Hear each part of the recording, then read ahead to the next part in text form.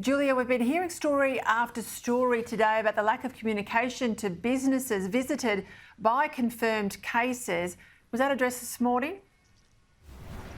Well, Peter, it was essentially addressed in a way where the Chief Health Officer said that he didn't think there was any confusion for businesses. But as you say, these reports have continued to surface. We heard yesterday of that cafe owner, Charlie Nasser, who owns the Port Park Cafe in Port Melbourne, where he had been going about his business as normal for a number of hours before a customer pulled him up to tell him that his business was a Tier 1 exposure site, only to then be contacted by Victoria Health a number of hours later. Peter, in the reverse, we've also been seeing businesses across Melbourne taking it upon themselves to alert customers that their exposure sites on their social media pages before they've been posted officially by Victoria Health. We've seen that has been the case for a Kmart in Brunswick. Also the Three Monkeys bar on Chapel Street. We know they took to their Instagram page to alert customers long before it was on the Victoria Health website. I asked the Chief Health Officer about this at today's press conference. I asked him whether it was confusing for Victorians.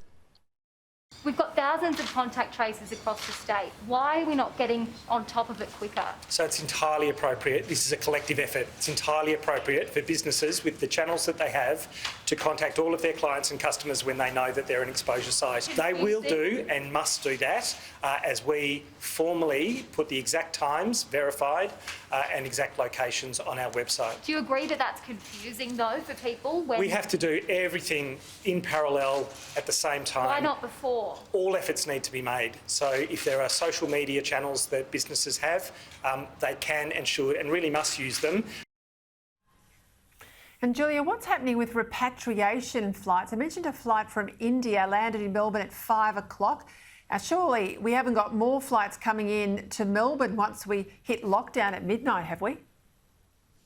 Well, Peter, that is a flight that we know about at this stage. The government firm that it's going to continue this agreement with the federal government despite our state being plunged into a 7-day lockdown. So as you say, this repatriation flight, it did touch down about an hour ago. We know that 150 people were on board that repatriation flight from Delhi to Melbourne via Darwin.